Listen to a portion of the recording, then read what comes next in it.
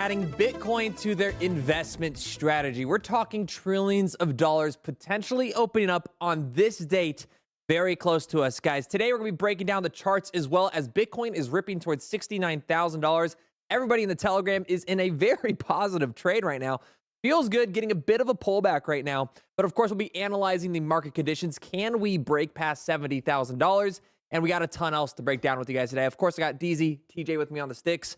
How you guys feeling today? Monday morning, Moonwell's pumping. You're talking about these things. You stole my punchline. I was just going to say I'm feeling very well today. I don't know if you guys caught that video a couple days ago, but Moonwell's moving on up. That thing is not slowing down. I said, hopefully we can get a dip in the 5-point-something range, a little bit more than a nickel. I don't know if it'll ever happen, folks. Now we're knocking on the door to a dime. It is pumping. And this is a tokenization play, correct? It's going to be a base play, and it's a little bit of tokenization, a little bit of more of a DeFi play. Yes. So we have Arrow kind of being the DEX. This is going to be more of a DeFi play. Yeah, more of the lending protocol, basically. Yeah. Like Aave is to Ethereum, Moonwell is to Base, basically. Yeah. It's almost, hey, folks, if you want to learn more about the token that is pumping insanely, go to videos right here. I said you were still early, and this is going to be 2 days ago in a few hours, but might not be early anymore, folks. It is up 27%, but I did try to warn you. I tried to warn you. We looked at the stats, so go watch that if you want to learn more about why the heck is this coin pumping. It's a fantastic play. I'm excited for it. We have Bitcoin here at $68,500, getting a bounce right back into the markets. I'm going to point out before we go through all of the market updates for our tokens, guys, that Bitcoin is, yes, following the SPX to AT today. So as long as the SPX is bullish, we're going to be looking bullish on these Bitcoin charts, and I'll explain that in just a moment here. But Ethereum here at $2,548, BNB almost $600 again. Wow. Solana here $176, as well as XRP. Wow, dude, poor XRP, man. Just chilling down there, just trading sideways, stabling it out. It's kind of, it's the little brother to Tether. It's like a little $half-dollar coin. Yeah, it's like it's kind of disappearing. Coin. Used to hear about it a lot. Your grandma still has it. It's gonna be a collectible one, Dogecoin, Tron, and Toncoin, breaking about even here. But the last 24 hours, guys, safe up 20.34%. ApeCoin back up 15.3%. Do you have thoughts on safe here, TJ? Yeah, it's just a multi. I think it's if it's the safe wallet. It's interesting that they have a token. I don't necessarily hold any or have any thoughts on what it does or know anything about it, but I do know the multi-sig wallet is a great wallet that a lot of people use. Interesting. Yeah, Radium here up the third biggest gainer today. This just goes to show that the Solana ecosystem is absolutely ripping right now at 4.38%, well, $3. This is another thing I noticed when I look at that is you got 3 coins there. It looks like pushing over 40% for the week. 2 of them 70% for the week. So you're getting close to, it's starting to feel like alt season, right? When you're starting to see, 100% gains in a week. And what you'll notice too is the fourth largest mover on the weekly, Jupiter. Radium. So Radium and Jupiter, Solana's ecosystem seeing a lot of that volume coming. Wait a minute, did I just do a whole bunch of ApeCoin content and you put out a whole bunch of Radium content about a week ago? No way, DZ, we know what we're talking about. Yeah. No way. We are told by the internet that we don't know what we're doing. There's 3,000 coins. We just got lucky. We just got lucky. Yeah. 3,000. I threw a dart at a board and it just happened to hit 8. There's like 3,026. I think there's like 50,000. Actually, I was holding the hat that I used to wear, and Josh just reached in and pulled out a piece of paper, and it happened to say Radium. We got lucky. Well, there's no way the fourth crypto we're about to talk about something we love on this channel either, which is going to be Chainlink. None other than Chainlink here at 4.42%, almost at $12 again here. And then you get the shitters. Okay, you get the Bitcoin Cash, you get the Ethereum Classic, and you get those projects that just somehow Bitcoin SV. They're the drunk uncles that somehow every single Thanksgiving still show up, still drunk, have crazy diabetes, and you're like, Uncle Rick, how are you doing this? You're 62 years old. You can't be talking about 22-year-old girls like this, Uncle Rick. That is Ethereum Classic right there. That is a classic Uncle Ack. Dynamix here up. Well, I was just going to say, Drunk Uncle, last time SNL was funny, and that was like 20 years ago. But yeah, we're seeing, don't forget, you're talking about these older coins. You brought up ETH Classic, you brought up Bitcoin Cash, you brought up Bitcoin SV. Don't forget Litecoin. Hey. Litecoin moving up as well. Shout out to Tom Crown. He holds the crown for live streaming J Powell. Boom. Litecoin devs actually working potentially on a Duke game too. So very interesting. Also, real quick, I want to come back to your calls again that you guys mentioned because you have been on quite a roll. I mean, if you keep going back even further, Athena, Aerodrome, Ondo, so you guys really have picked almost all the best winners this Good job. Pat yourselves on the back. And pat yourselves on the back if you're in the Disco fam and you're here every single day taking advantage of these markets. Smash that like button if you're getting rich in crypto. So in the board, I'm sorry, I said the name. In the ApeCoin video, I spin a little coin on ApeCoin meme coins. I chose one. I chose board. I just wanted to check it out. That coin's up 12.5%. We got in at a $11 million market cap, and now it's right at an $18 million market cap. Almost doubled our money. And the market's moving very, very quickly. So I'm going to jump. Before I get to today's top losers, we did just get closed out in profit for about $2,000 in our play that we made this morning here, guys, on Bitcoin's chart. It went right up to the target. This morning in the Telegram chat, guys, we were breaking through a reverse head and shoulders pattern. We were looking at an upside target of $68,700. The long played out perfectly. So W's in the chat for anybody that got into that. And this is the trade-off of making content versus trading, because right before the show started, Josh is like, "Oh, this just hit my target. I should probably close this right here at the top." And it was like, "Well, maybe we can leave it open for the stream." And probably would have had peak profit if you closed it right there at the target. Yep, it just tends to happen. But now we're looking at what I don't want to see is a double top here at the $68,700 range, because again, we're following that SPX. So if the SPX starts, losing a little steam here, that is where Bitcoin is going to follow. But for the top losers, I was just gonna say, in the charts, looking at Bitcoin, Josh, what do I like to trade most on when it comes to TA and indicators? CoinW. No, that's a platform, great platform. No, when I look at data, what do I usually pull the trigger on? The Ryan market, like RSI, right? Or the RSI, the bull gotcha. divs, the bear divs, and chat really likes it when I do the 1 minute or the 2 minute. I usually like to try to do 12-hour, 4-hour, maybe 1 day, maybe even 3 day when I'm making my videos. But this is the live stream. We're getting degen, so I'm gonna go ahead and kind of bridge the middle. 5-minute chart. Look at this RSI divergence, Josh. If you would have seen this, you just would have asked me. Look how high the price was going. We go down to the RSI. Big fat nothing burger is saying no strength in the market. That's not to say we're not going to bounce or go higher, folks, but just at that moment, I'll keep watching it. I'm going to go to the 30-second chart, Josh, and I'll keep an eye on it for you. Upgrade for the $10,000 institutional purchase. Let's get that second chart here with, the 1 second. Yeah. The 1 second chart with the hey, Crypto Face likes the 1 second. That is crazy. Does he? Or does he just use it for the... I think it's more for trolling. That's crazy. I'm like, that is crazy. But yeah, I mean, looking at the RSI in here on the TA, guys, for your market update real quick here. We got that head and shoulders pattern yesterday that ended up playing some downside all the way down to overnight. We hit $67,200 or $67,300 or so here at the bottom. Bounce back up. Now we're retesting this reverse head and shoulders pattern here, this neckline right now. So this could turn into support. We could very well easily get more upside in today's market. The minute chart here, RSI's got a little bit more room down, but stochastic's now completely overextended. What you'd want to watch here, I like to see the 5 come down. I like to see the 15 come out. Maybe there'll be another play there. But of course, I'll let you guys know in the Telegram as we trade throughout the day. Another day, another dump at 10:30, or between 10:35 and 11. This has happened. I'd say half of the mornings we go live, we see the pullback on the stream and then build back up in the afternoon. So I called it, I think Wednesday. It happened exactly. We'll see if it happens again today. Maybe it pulls all the way back down close to 67 again and builds all the way back up mid 68 by the end of the day. Wild. Wouldn't surprise me, but it's been happening a lot. Yeah. And also, guys, keep in mind there's about 5 billion in options expiring today. It's the end of the week, end of the month.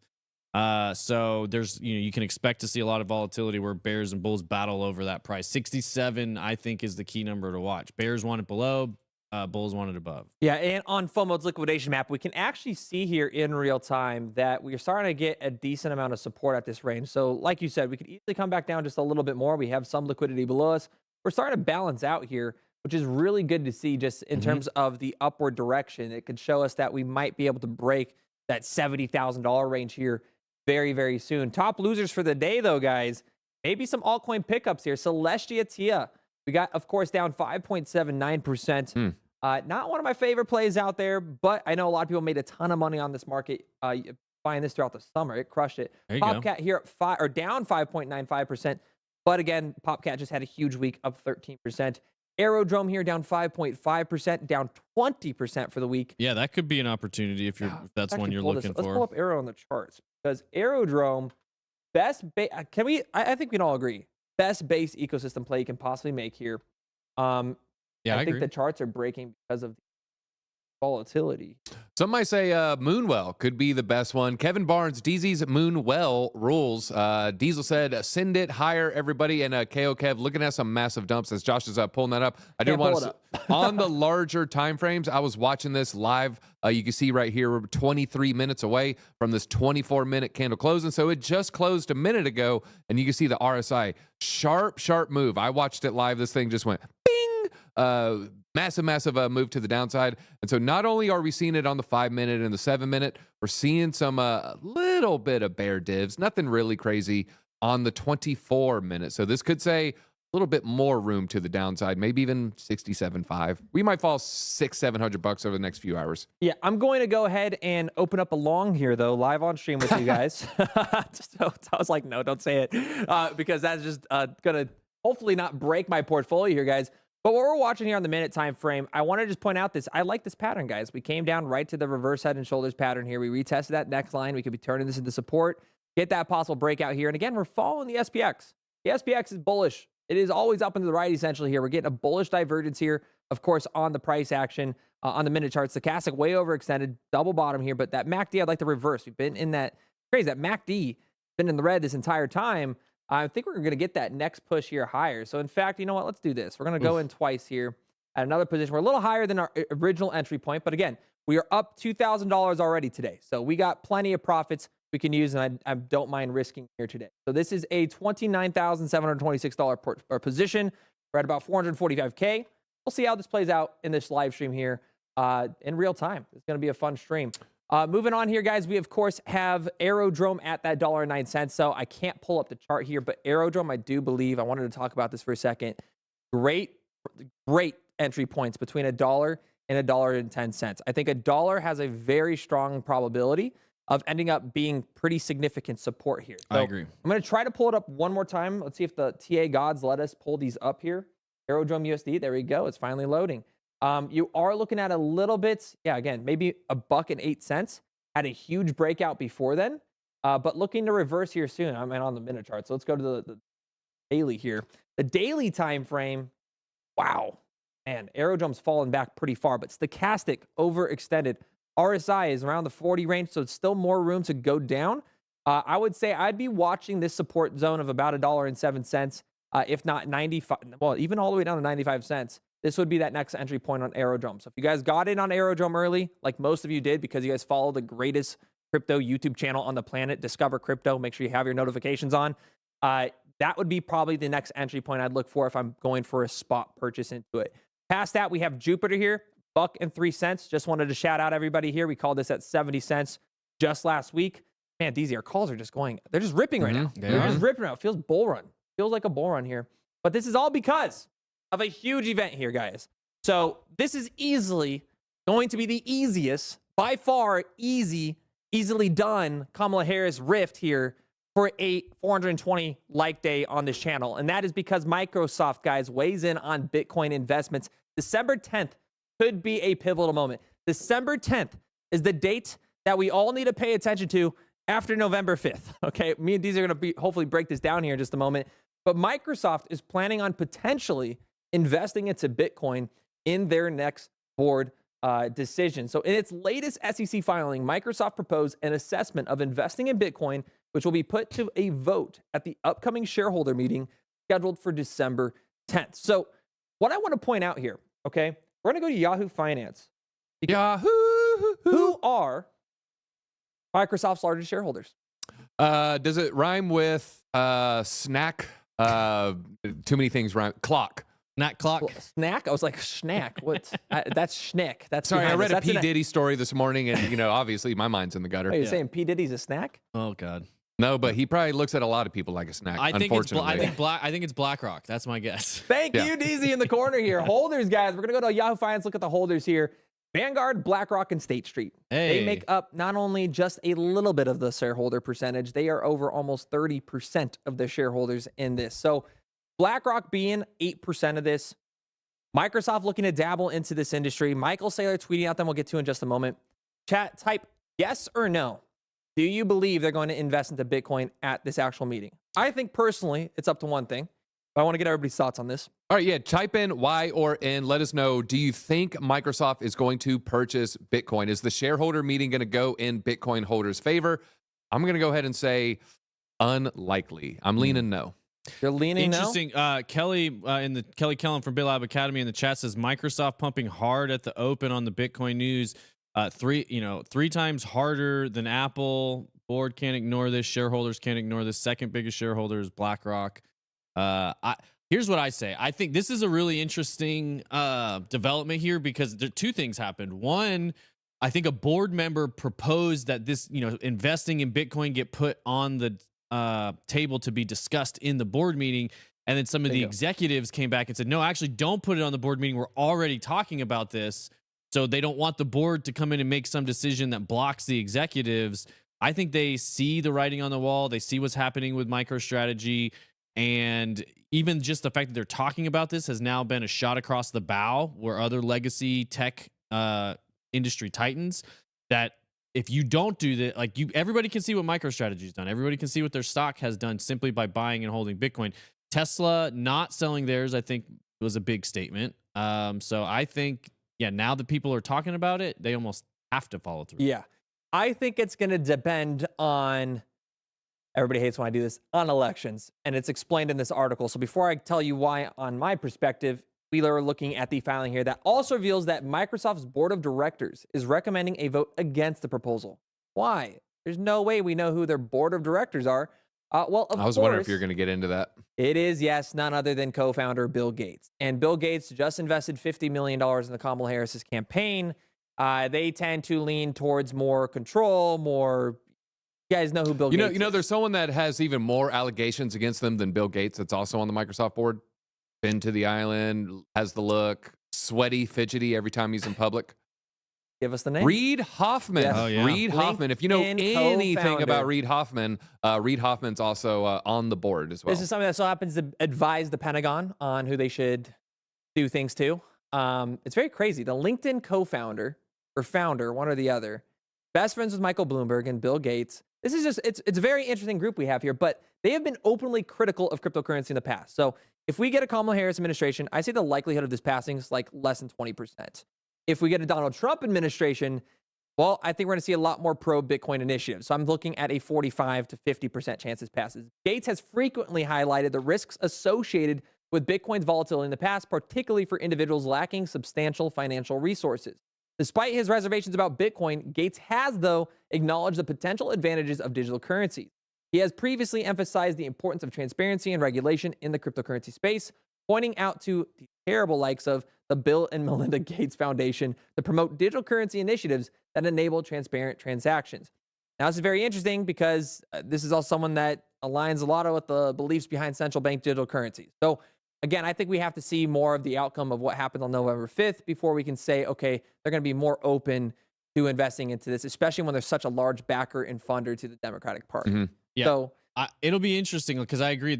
I think there's like 13, maybe 14 seats that they have there. Obviously, Bill Gates is one. Reid Hoffman is one. Gates stepped down in 2020, by the way. I didn't want to say that. he stepped down. He's Now, not he on the probably board of has a lot directors? of undue influence, but yeah, he's been off the board for 4 years. Okay. Well, Microsoft said they urged shareholders to vote against assessment in investing in Bitcoin because Reid Hoffman's still on it, though. Yes. Okay. Because Microsoft's management already carefully considers the topic here. So they are already focusing on this. You have Kraken commenting down below. Shareholders will make the call, but it's great to see Bitcoin in the conversation, and that is the importance of this. I keep telling you guys here, the threshold to break Bitcoin past $100,000 is going to be these companies that are $1 trillion adding Bitcoin to their balance sheet. It's your large institutions, your large corporations, your NVIDIAs, your Microsofts, your Facebooks, etc., adding Bitcoin to their balance sheet. That's going to add tens of billions of dollars in volume to these markets, and I expect that to really progress us past that $100,000. That's, to me, that's our white swan. I don't know if you guys have a different white swan, but that, to me, is the white whale? swan here. White whale? No. No, I won't make that Moby joke. Dick reference. Nothing crazy. Yeah. Herman Melville. I'm just talking about Herman Melville here. Oh, that's a good one. I will say Microsoft, there's a lot of rumors, there's allegations, but there's one thing that nobody is talking about. I'm bringing it to you. We might talk about it on ATB this evening. Did you guys know Microsoft actually accepted Bitcoin as a payment? Mm-hmm. 2014 to 2018, you could use Bitcoin on the Xbox Live Marketplace. I remember that. They have a pass that is very Wow. friendly to Bitcoin. Yeah. Wow, I bullish. forgot about that. You Bullish. just brought back some. Yeah. Well, and the other thing that people forget, I mean, obviously BlackRock likes to hold board seats when they have large investments. So there's a pretty good chance that they have pretty good sway over this board. Obviously, they're gonna be pushing Microsoft. If they buy Bitcoin, it's gonna be in the BlackRock IBIT, ETF. So this is all, I think, part of the course of BlackRock's sales pitch. This is how all of these institutions, and maybe not all of them, many of these institutions that are cash heavy. I mean, you got Paul Tudor Jones coming out the other day talking about inflation and commodities. They all see it. They all see this inflation thing. So they're all having to discuss how do you prepare for the coming inflation because they know it's coming. Bitcoin is the most logical option. So you have to have a very strong counterforce to stop it. Breaking. Can you share my screen? Yep. Right here. Focus right here. Focus right here. Ooh, Hurry. look at that crossover. Focus. No. Oh, little bit to the downside, chat. Did you see that? Did you see that live? I am going to close my long. You can see the candle bodies actually going a little bit higher. And then the fresh RSI just printed seconds ago. And it is moving to the downside. So we're just going to go ahead and move this little baby trade here. Boom. Ooh, Done. taking the close there. Yeah. Closing the long. All right. That gives me a little bit of stress in the position that I'm in here. That is now 40. Hey, I closed. It's probably going to pump now. Is it? Probably I going to literally pump. added to the position. I was like, I'm going to add to this long. Good luck. Oh my gosh. The heart attack I just had. But yeah, I mean, it's a great thing just to see this happening, right? BlackRock, these institutions, offering these products.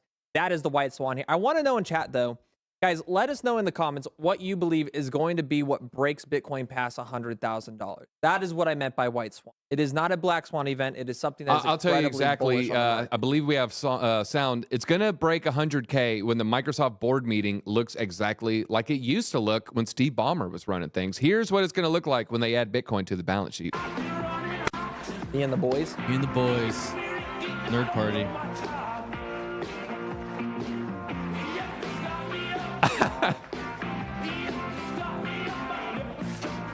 Oh my God. You know what this needs to be? They need to do the TikTok trend. Make a grown man cry. It almost made me cry. There's like this that. TikTok trend of like dudes dancing. It's like just like in a silly, goofy mood. That is what this reminds me of. It's a bunch of nerds, dude. But no, that's funny. They're just having a good time, man. That's a $1 trillion company right there. They're all rich as shit. That's now. what I was thinking too. That's look, like when people just make a crap ton of money and they're just dancing around. Like that's what it reminded me of too. Like that's like you can bash on Bill Gates for a lot of things, but this moment, I'm always like, man, I would probably be doing the same thing. That's probably the break room of NVIDIA. 70% of them are like millionaires. I think 40% have like over 20 million. That's just what the break room looks like when they go get their water or coffee. Yeah, they only dance when they hit a $300 billion profit month in NVIDIA. That is insane. How much money is that per day? Can anybody figure that out? How much money does NVIDIA Mr. make a Techno day? Goody says, F you money on stage. And that's basically what it is. Yeah. F you money on stage. That's exactly what it is. Getting a bit of bounce here on Bitcoin here, though. Hopefully, we'll get a little bit of a push up here. We'll watch that go through. BlackRock's iShares Bitcoin Trust, though, now holds over 2% of Bitcoin's circulating supply. Notably, BlackRock has been buying Bitcoin for 9 consecutive trading days, totaling 30,000 roughly Bitcoin at $2 billion. Jared Beard, welcome to the alliance, my man. Thank you for being a part of the group here. This brought the ETF's current holdings to 400,000 Bitcoin, roughly $27.16 billion. Now, this, again, I'm going to keep talking about this because this is what makes me incredibly bullish. Guys, $27.16 billion. That is nothing. That is really nothing when you compare it to Apple and all of these other multi-trillion dollar organizations. So when they start adding Bitcoin to your balance sheets, it's not like they're going to dabble with 10 million or 100 million. I'm going to expect them to divest or invest roughly $1 billion to $10 billion. So if BlackRock holding $27 billion pushed us to $70,000, imagine what would happen if you have like the 7, world's largest companies add billions of dollars to their Bitcoin balance sheets. You want to take a guess at Microsoft's cash on hand? $1 trillion. 395 billion. Trillion would be nuts. $34 billion. So 34,000 millions. So $34 billion in cash. But they don't even need the cash on hand. They would probably just do what Michael Saylor did. They they'd borrow against their assets and then put it into Potentially. Was it Warren Buffett that has $1 trillion? Somebody's sitting on $1 trillion in cash. Maybe it's Apple. It's not Warren. I think it's at like 295. I could be wrong though. He's been selling off like a MFer. But 5 billion in Bitcoin, Ethereum options set to expire today, guys. This is perfect because, of course, today Call of Duty launches, so I won't have to pay attention to the options this weekend. Yeah. So shout out to work productivity across America. And I apologize in advance to my wife, who won't see me for the next 72 hours. But over the $5 billion in Bitcoin and Ethereum options are expiring today, sparking concerns. Get this tightened here a little bit. But over 5 billion in Bitcoin and Ethereum options, wow, they can say that 4 different times in an article with me to read it 3 different times, raising expectations of increased volatility in the crypto market. Specifically, Bitcoin has $4.25 billion worth of options expiring, while Ethereum has $1 billion. Analysts expect prices to tend toward their maximum pain points, a level where the largest number of option contracts expire worthless. As these options expires, traders are bracing for price movements. Data from Deribit shows that 62,657 Bitcoin contracts will expire today, with a put-to-call ratio of 0.66 and a max pain point of $64,000. Now, I'm going to tell you guys something right now. When I first got into crypto 8 years ago at this point, one of the first things I fell upon was the max pain point. I was like, oh my goodness, I'm going to outsmart every trader on the market. They're always going to wreck out these retail traders. Max pain price almost never hits. It's like I would say follow the moon cycles closer than your max pain point. Now, it is good to know. So if you're at like a $69,000 Bitcoin or a $70,000 Bitcoin and that max pain is very low, price does want to push towards it. But I don't know about you, TJ, or you, DZ. I rarely ever in the history of my time in the Bitcoin space have seen the max pain point actually hit like occasionally. Yeah, I agree. Sense. It's something to keep it. It's something to be aware of, but it's usually going to be somewhere in the middle between max pain and max euphoria. And that's usually what happens, because you got to remember, you got bears and bulls fighting, and it's rarely a dramatic win for one. It's usually like if the max pain, like I was saying earlier, if the bears want it below 65 for max pain and the bulls want it above 69 to get paid the most, it'll probably be in that 67 range, you know? So it's like you said, but if you're at 69 when you're reading that, you need to be aware that, hey, it's probably going to get pulled back down closer to 65 than 69. So yeah. What about you, DZ? What do you think? The way I think about it is, it's kind of a graduating scale. We have Fridays that really don't matter at much. Then we have the monthlies that matter a little bit more. Then we have the quarterlies that matter the most. And we just came off a quarterly close. Kind of my prediction. I don't really have the data to back this up, but a quarterly close, the next month close, going to be kind of small versus the second and, of course, the third/quarterly close. So it's kind of a small close as far as monthly closes go. Well, Bob from accounting out there says the max point of crypto hits me every single day. Max pain point. That's exactly why I need to be in the Telegram chat out here, guys. But I did want to update you guys here. Okay, I'm adding even more to the position. So we hit 2%. At 2%, I always add a little bit more. I DCA in because it tells me I have more than likely a very positive direction momentum in this price action. What I would go ahead and do here is adjust my stop loss now to, instead of -5%, -2%. Gives you a 4% margin here. So Bitcoin sitting at 68,442 bucks. We are getting a bounce here on the SPX. And again, I'm expecting, unless the SPX breaks down, again, Bitcoin to follow that. So we already had a great trade today. We're up $2,000 in profit. We're just going a little bit here. See if it plays out in live stream. But yeah, so I think everybody has kind of the same thoughts on max pain at this point. Bitcoin saw the largest weekly exchange outflows since mid-September, suggesting strong buying activity as Bitcoin hovers less than 10% from its all-time high. Well, that is a crazy number. Yeah, well, that fits 10%. Right in with the super chat from Geo from a TV kid, like TV vid. I don't know. BTC all-time high right after the next full moon, November 15th is the prediction. What do you guys think about that? All right, I like that prediction. You know what? People made fun of the 2021 influencers charting off horoscopes and what Jupiter and Mercury retrogrades, but they kept consistently out trading a lot of people. Yeah, well, if they say, TA's horoscope for men, right? So, I mean, let the horoscopes do their thing. So. It's bro-astrology is what it is. I could see, though, November 15th, all-time high, seems extremely realistic. Post-election, depending on what happens on election day. I mean, we're very close, to seeing an 80K Bitcoin or a 75, because 75K would be all-time high, basically? Yep, 74.8, 74.9, depending on the exchange. I can see that by mid-November for sure. Chat, let us know what you think, or I'll drop a poll if you think we see all-time high November 15th. What do you think, DZ? Yes or no? So we're going to have a big catalyst on November 5th. I think everybody can, assume that's going to be true. What's on November 5th? It's some British thing, some guy British in thing. the British House Some of Tea Party Commons, thing. British Parliament? I Parliament. don't He know. wore this mask, and he was in this movie called V for Vendetta. But it's also an American thing, too.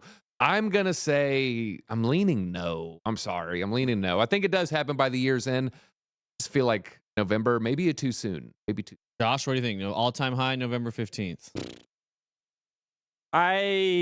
This is a good question, man. I still think that like if we are running up into the election, like November 5th, like markets are at like peaking levels, I'm probably taking profit that day.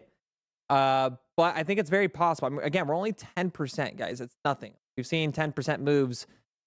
We just saw a 10% move. So it's really not that crazy to believe that we could be at all-time highs by November 15th. So I would say I'll put a 50-50. It's a 50-50 chance. I'll say yes. I'll be the resident poll. Right. November 15th, all-time highs. It's a yes for me.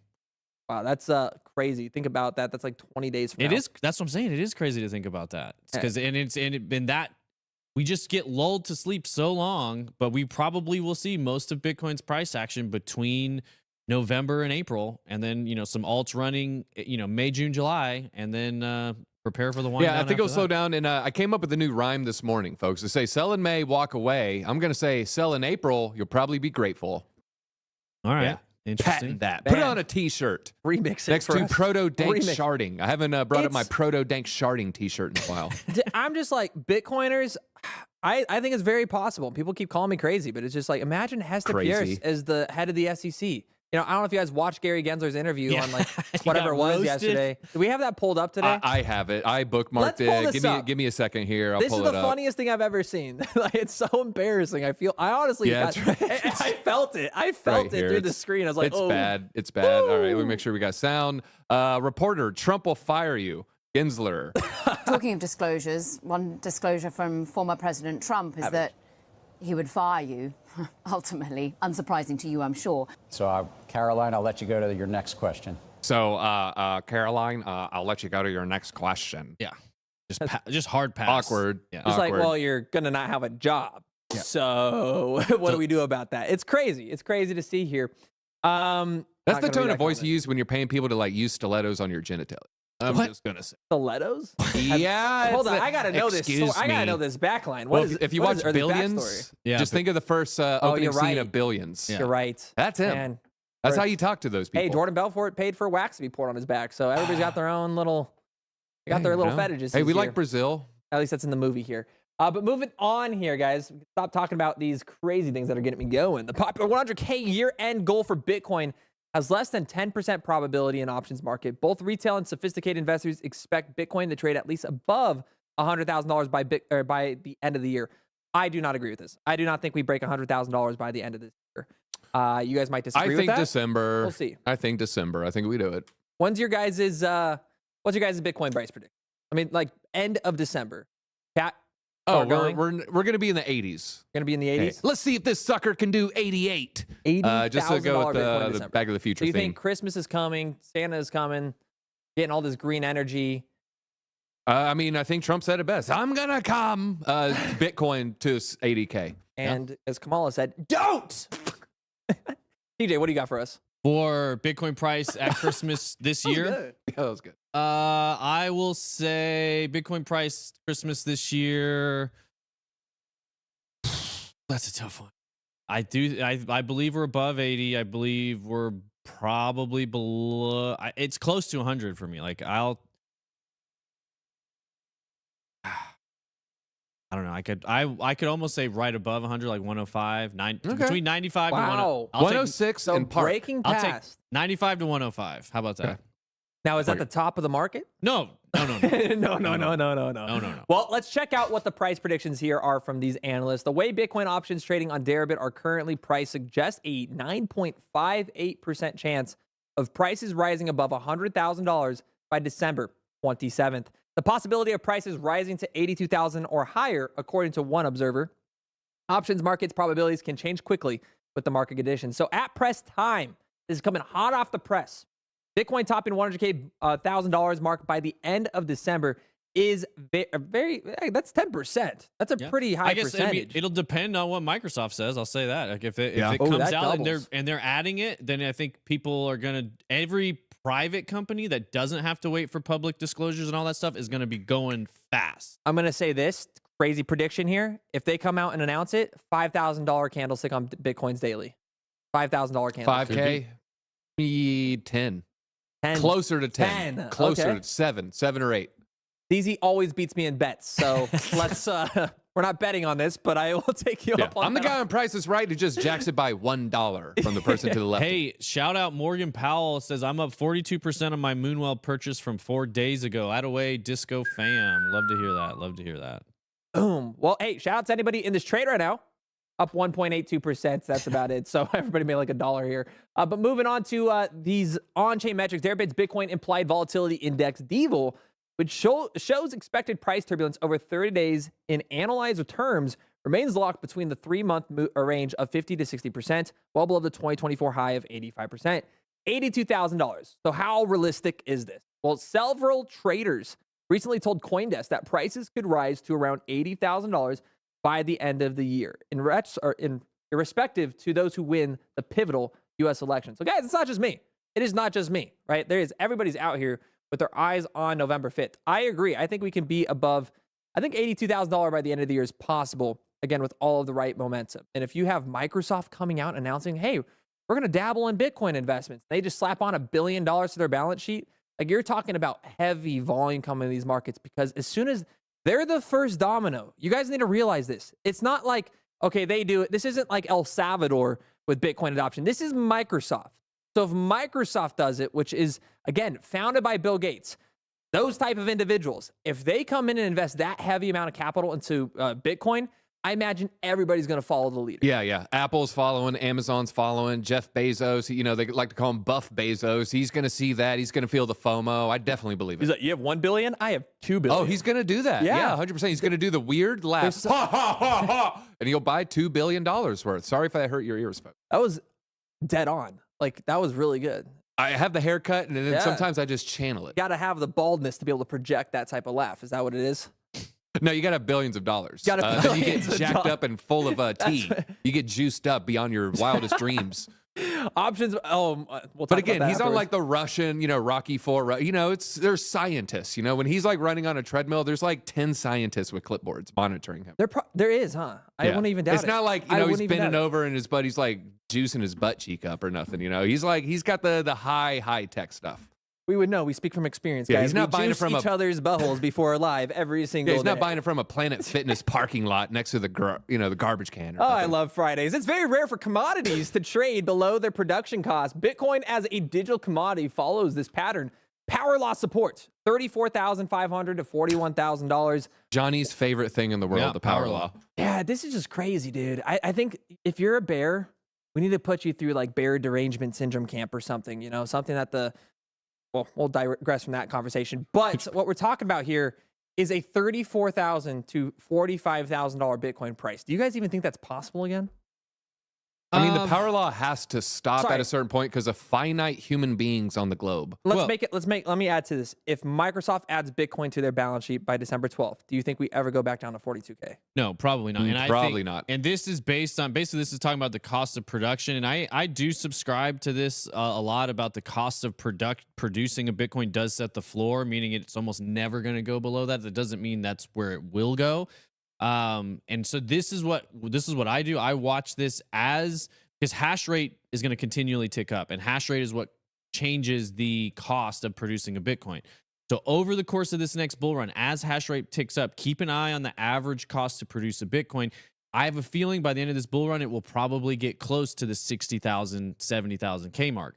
And if we run all the way up, my prediction is to 200K, then you can confidently say we're going to come back down and retest 60K, previous all-time high, or whatever the cost to produce a Bitcoin is in 2026. DJ, in 2027. last night's video, I go over Paul Tudor Jones, but I go over 2 different billionaire classes. One of them Bernstein Black Book Bitcoin report. It's 160 pages. I found the best pages. Folks, we kind of had an issue with the editing on this video last night, so it didn't get quite the traction. We had a whole, I'll go ahead and say, we had a full minute of black screen at the end. And that kind of screwed our metrics up there a little bit. Yeah. But in the Bernstein Black Book report on Bitcoin, they do this very rarely for certain commodities. They talk about Bitcoin mining having to compete with AI compute. And TJ, if there's a mining center, or let's just say there's a warehouse full of computer equipment and, you know, it's having energy.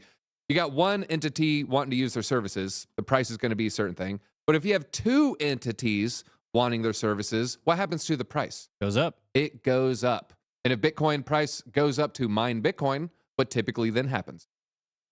Price goes up as well. And folks, I pull up the hash rates. There's a lot of detailed charts and 160 pages. I bring you the best alpha. Go watch that video last night. I break it down immensely. There you go. We got Chemistry Bro. I want to take some comments here. Ryan Graves, shout out to you for knowing exactly what I was describing because I can't say it on YouTube. But if you guys want to know what I was talking about, go to the comments here. But Chemistry Bro, flash wick below 60s into 40s as the 2026 bottom. So Chemistry thinks that. Interesting prediction there. Yeah. I could see that. I mean, that's a huge wick. I mean, he's talking like 49, 48. Well, probably. that's like the 7K crash down to the 3,800, or that's like the day Bitcoin, you know, wicked all the way down to, what did it go to, 16, and then was back up into the 20s not long before that. So it's plausible. I mean, it reminds me of this wick right here when we just ended the downtrend and started the uptrend, in my opinion here. I mean, this was an insane day. Yeah, that's what I'm talking about. We just look at the price range on this candle. We're looking at, let me get the measuring tool, started here all the way down to here. I mean, that was a $12,000 swing. $12,000. That's crazy. What day was that? That's one candle. That was August 4th? This 5th. year, right? 5th, yeah. Yeah. Interesting. Yeah, I could see it happening, but I do to bring that thought around. Basically, the cost it takes to produce a Bitcoin does set the floor, and so as the power and energy use goes up, as the demand goes up, so does the floor price on Bitcoin, and that's I would say one of the strongest long-term bull case for Bitcoins over anything is always making higher lows. And if you track the lows versus the highs, it tells a very compelling story. And I think that's what's finally getting through to big investors. We have a question coming from Carlos for DZ here. What is your prediction on Moonwell in the next week? You guys are doing great. Keep up the good work. I think the whales are going to take some profits and hurt us that are kind of coming in a little bit late. Those who didn't watch that video, was it 4 days ago, I think? And so I do think it's going to hit my target. A lot of people said, oh, this target's not going to hit. I said it might go into the sub 5 cents. And if we look at the chart here, you'll kind of see what I'm talking about. Let's go to Moonwell. There's no guarantee, but I think we can potentially, I mean, this pump today just makes it seem unlikely. Man, look at crazy. this wick right here. I think we can even see it on the daily.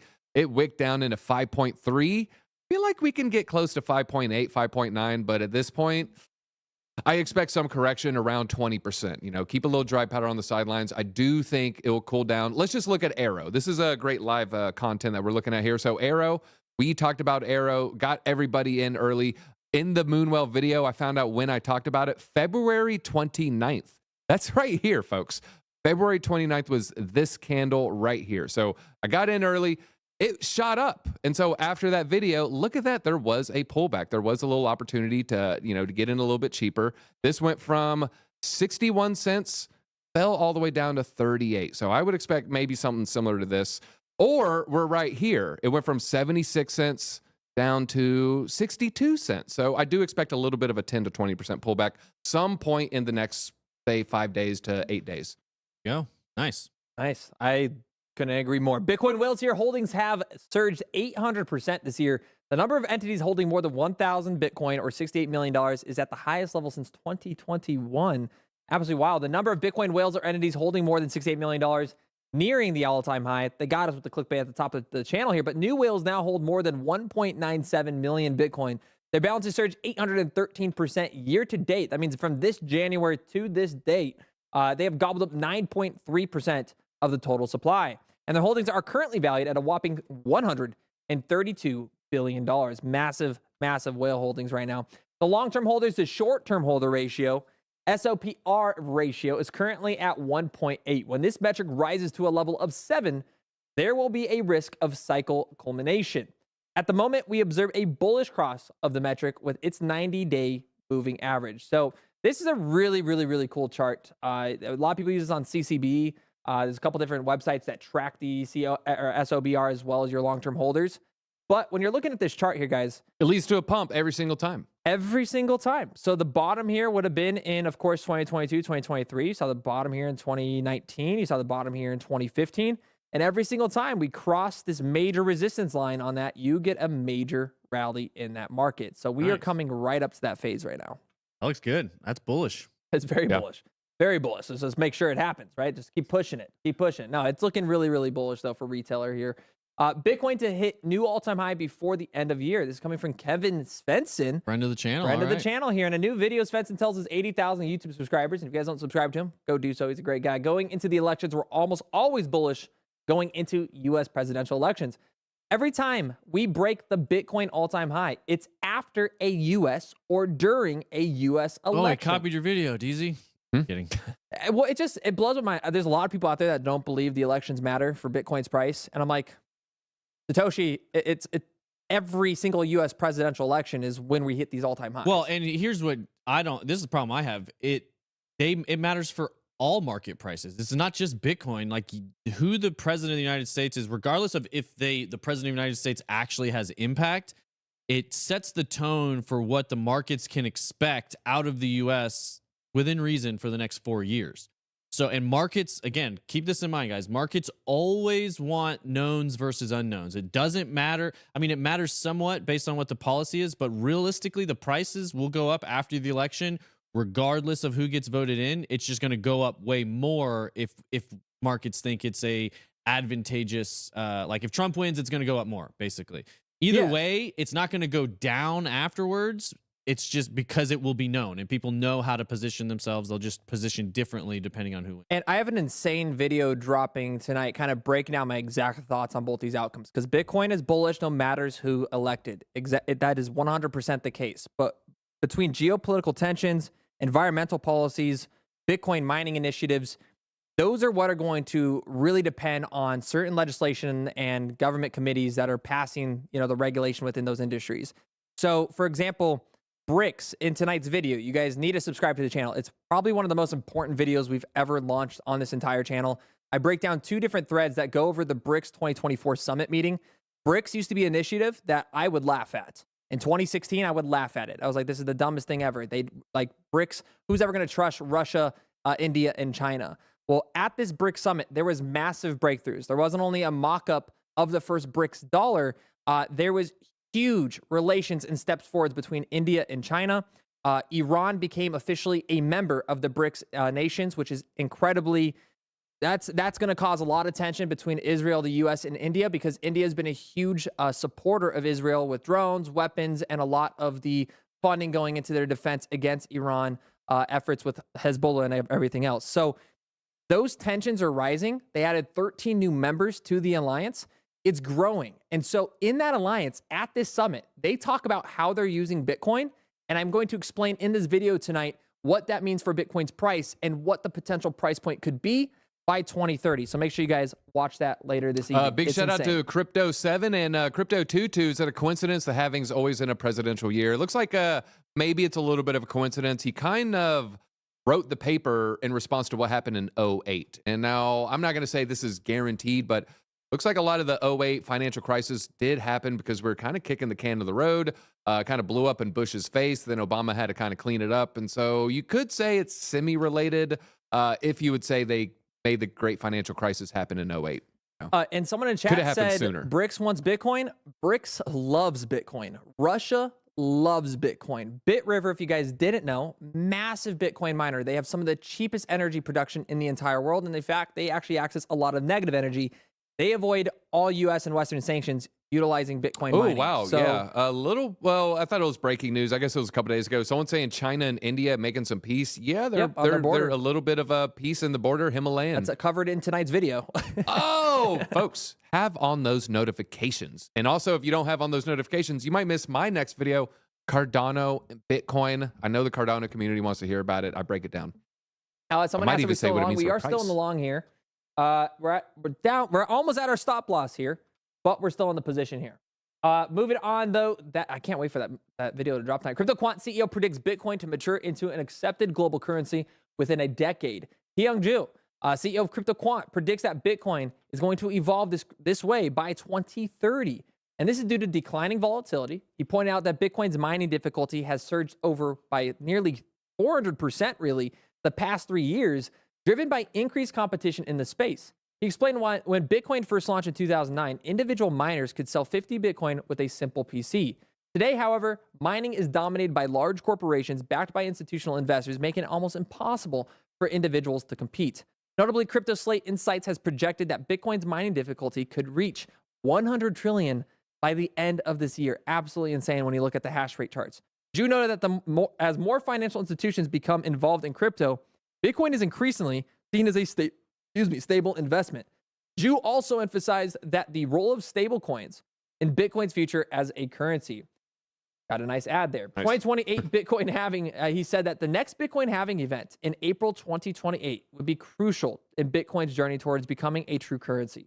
He concluded that the increased adoption of crypto wallets and stablecoins will play a pivotal role in positioning Bitcoin as a currency. And as these technologies become more mainstream, Bitcoin's role as a stable medium of exchange will become inevitable. So this is just going along that 2030 kind of projections here, guys. Like, what's that possible price prediction for Bitcoin's chart? I think by 2030, you're looking at a minimum 200K. Like, there's not a scenario that doesn't play out in terms of adoption. That'd be the slowest. That is if the slowest possible pace of adoption were to occur. Because again, if we have BRICS utilizing Bitcoin to avoid certain sanctions, there's growth there, right? Does that mean the U.S. might suppress it in ways here? Find out in tonight's videos. Oh, I like that. Moving to TFTC here, Pennsylvania House passes the Bitcoin rights bill, This which is a big protects deal. residents' rights to self-custody and use it as a payment. This is a massive deal because what you guys don't, a lot of people don't know this. The biggest lobbying group in the United States, I believe, is the lawyer lobbying group. At least they're the strongest. And how really laws and regulation work, how lobbyists work. Their goal is just to pass laws into effect to make sure that the government can't come in and step on your toes later on. So what Pennsylvania just did, passing this, and I think it just went through the House. So the bill, still needs to go to the state Senate for approval, but it did have bipartisanship by far. If this does go through and it actually becomes true legislation, now if the government ever wanted to, endorse a CBDC or focus on programmable money or try to take their assets, it can't. You'd have to sue the states, and it keeps you pretty much gives you this pillow, this cushion of what could be 6 years in Supreme Court. So there's a lot of value to this. This is a huge move. This is a huge win for Bitcoin holders. This is a huge win for anybody that wants the right to self-custody and doesn't want to rely on an institution. You don't want to rely on a bank. You know how that have that individual. One right thing that's here. interesting to me about this is, the state, obviously it's Pennsylvania. This election, it seems to be the most substantial state. And I don't know if it just seems like every cycle we have, one state where all like last cycle, all kinds of crazy stuff happened in Georgia, right? And Georgia ended up being pretty, I would say a swing state, so to speak. A lot of the ballot stuffing, a lot of the ratifying the vote and all that Water stuff. main leaks. Yeah, I shouldn't even have said right. that. It was the first. We were the ones that once we came out, we were, our representative said, no, we're not gonna actually validate this vote because we do think things were wrong. And then they came out and said, actually, in the sense of keeping everything okay, we are going to say it's legit. And then every other state did after that. I mean, there's a lot of weird stuff, highways, fires of weird stuff going on with DOD. And it just happened to be weird. Now, this one, Pennsylvania, a lot of weird stuff.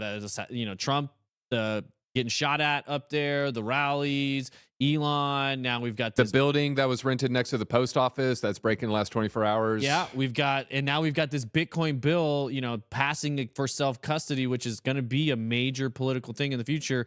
I'm not saying there's any correlation whatsoever. It's just fascinating to me how all this stuff, how they can narrow it down to one state, one county, and then all of this action ends up going down. It's just fascinating. So huge shout out to Dennis Porter, who's a big activist in the Bitcoin community who made this happen. He's risked a lot and put himself personally out a lot to make these things happen. Self-custody in the United States definitely needs to be defended, and bills like this getting passed in the states, to Josh's point, you could see this get passed in several other states, and that is how we protect self-custody in the United States. And it's huge to see this happening right before the as election. soon as it goes through this state, it goes through really every other state. It was the same thing with the anti-CBDC bills that they wrote out that got approved in like North Carolina, Texas, Florida. The Samuel Arms was working on. It's the same thing. Same concept. Yeah. These are Dennis Porter and these individuals are the frontliners that are trying to protect the industry from a legal standpoint in the U.S. And so this is why and I've gotten the opportunity to see this firsthand. Speak with these individuals. I actually got to see Dennis Porter. I spoke with him a little bit at the Vivek Ramaswamy meets with Senator Blackburn. Yeah, he's a G. He's got a lot of value and a lot of sense. So it's really cool just to see how that progress works. And that's why when we have these conversations, I'm like, guys, no, you really want the right cabinet members. You really want the right heads of the CFTC. You want the right commissioners. You want an executive branch that's going to put people into positions like Dennis Porter. Or not necessarily himself, but whoever he's advising. So you want centralized power? That's what a government is. Okay, fair answer. I want enough centralized power in Pennsylvania where they don't let the Liberty Bill get defeated. Yeah, right. Yeah. You want a central power that doesn't limit individual rights. I'm on the side that doesn't spray it with graffiti. Hit that like button if you agree. Yeah, America. Either way, very, very bullish. Shout out to them. An awesome opportunity for us here. Hackers steal $20 million from U.S. government wallets, according to Arkham here. Absolute G's. The CIA is like, guys, will you stop paying attention to what we're doing? Okay, we got to pay this guy. He's a little bit of a warlord. Okay, we had to move it in some suspicious wallets. Don't quit looking at us. We have a Polymarket breaking news event, though, uncovers French connection behind surge in Trump's bets. Oh, I heard a French trader placed more than $28 million in bets on Polymarket, favoring Donald Trump's victory in the 2024 U.S. presidential election. The platform confirmed on Thursday that 4 high-profile accounts, initially suspected to belong to separate individuals, are actually controlled by this single trader. Who would have thought? The traders' accounts are reportedly funded through the U.S.-based exchange Kraken, and although Polymarket emphasized that no evidence suggests an attempt to manipulate the markets, this is why you can't ever rely on polls, guys. Yeah, X kind of broke this a while ago. It's just some French guy, and people have done more research into this guy. He was betting on elections for, I think, the last 12 years, I want to say, maybe since 12, maybe even since 08, where I really didn't even know you could bet on things back then. But yeah, he's just a heavyweight trader, and he's building into this position. He's probably going to print pretty well if Trump wins. So it's you can't really manipulate this the way people think it is. That's part of what's getting so frustrating to me is people think if you just go dump a bunch of money and it'll change all these odds, and it's like, no, it doesn't. It balances back out because people will take profit. And someone wiped out an order book on Polymarket, and so the last of 3 million, I want to say the last 10% was buying insane crazy prices because cleared out a whole order book.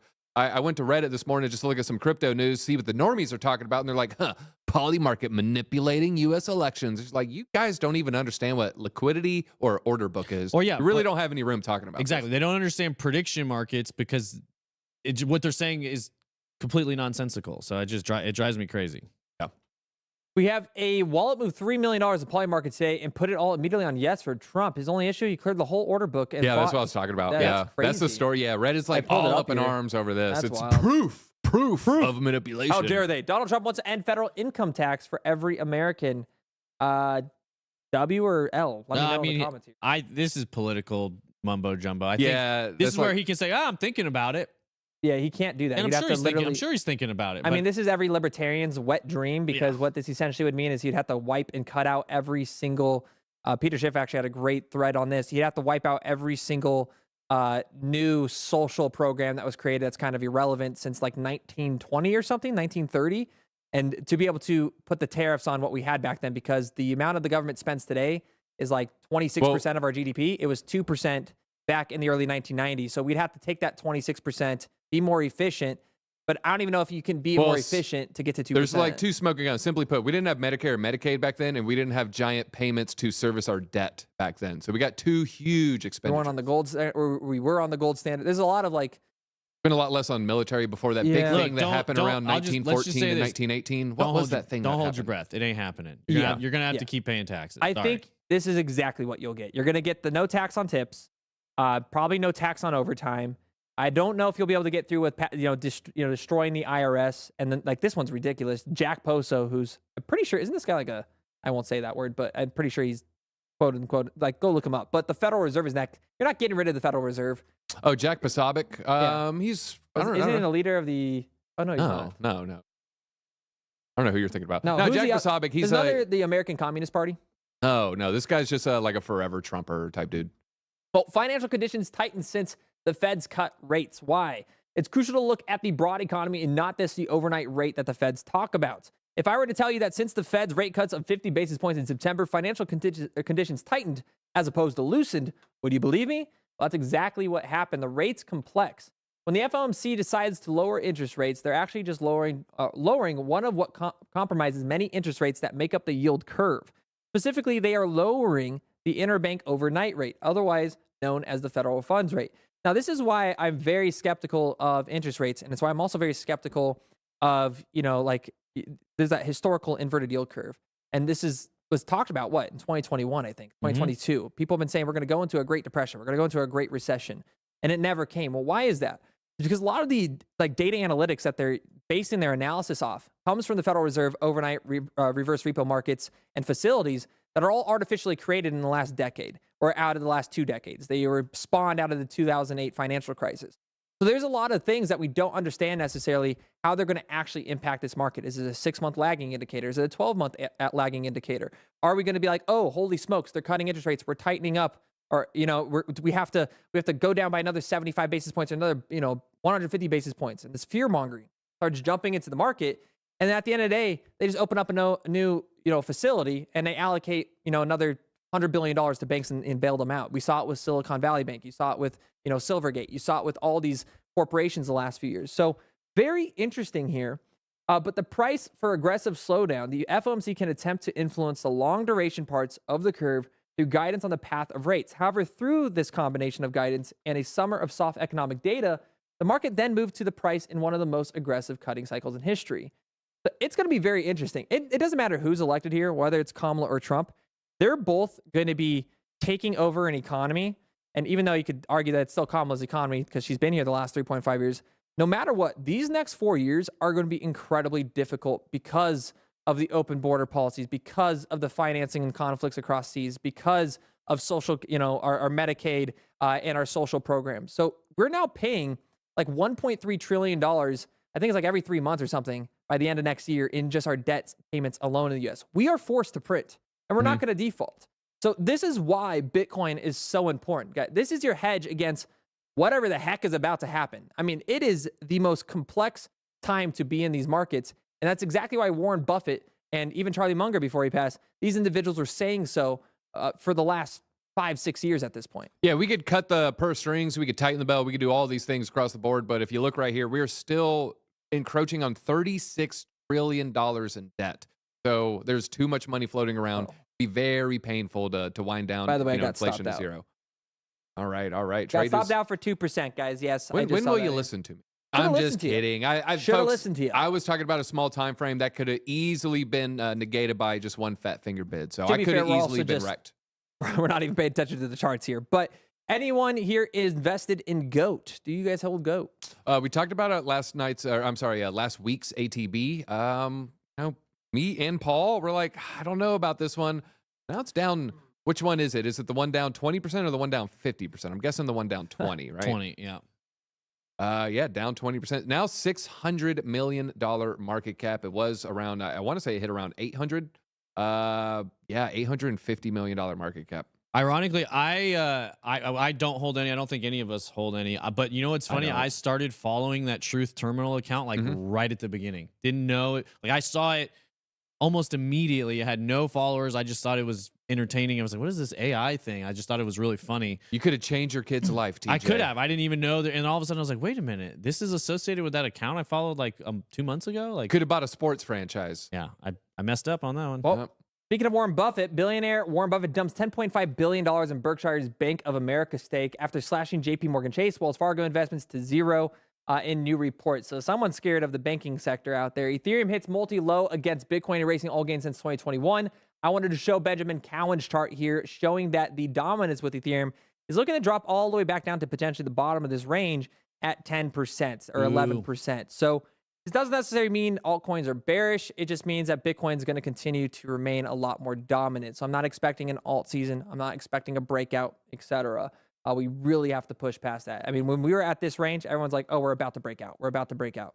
Got rejected, more than likely coming lower here. And last but not least, guys, we have RWA.xyz coming out and saying, according to Franklin Templeton, clearing tokenized assets is over 30,000 times cheaper than traditional markets. Yes, you read that right. On the stage at the RWA Summit, head of digital assets Roger Basin compared the total cost of clearing $50,000 or 50,000 transactions, the legacy system, traditional finance, $50,000, blockchain, $1.52, guys. That is why tokenization is the future. It's why I think it's one of the most exciting narratives coming up here, guys. But if you want to find out more about tokenization, if you want to find out more about, of course, our trades that we'll be making in this Telegram chat, guys, come join us in that group today. We'll be making out some more calls here tonight. Yesterday was a crazy trading day. Today we're at about break even now because we just got stopped out. We'll be looking for another entry point here to play these volatile charts. But of course, guys, hit that like button, turn on those notifications, because tonight you do not want to miss that BRICS video, guys, and our Bitcoin price prediction.